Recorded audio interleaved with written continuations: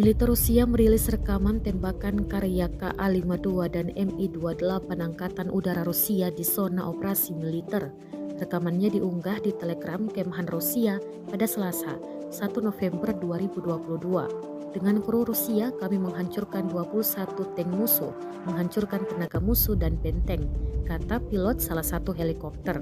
Militer Rusia menyebut mesin telah memantapkan dirinya tidak hanya sebagai pemburu yang andal untuk angkatan bersenjata Ukraina tetapi juga sebagai pembela kru. Jadi dalam salah satu pertempuran, KA-52 Rusia dengan mudah menghindari serangan tentara Ukraina. Dan diketahui perang yang terjadi di antara pasukan militer Rusia dengan Ukraina hingga Selasa, 1 November 2022 telah berlangsung selama 251 hari.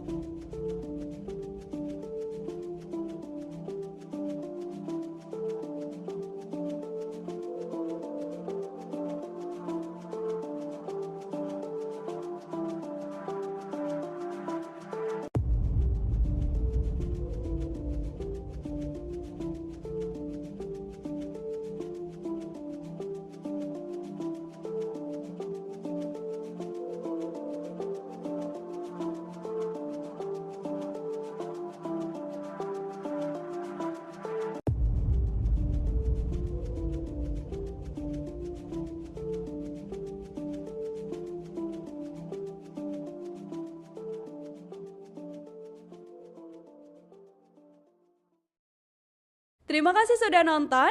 Jangan lupa like, subscribe, dan share ya.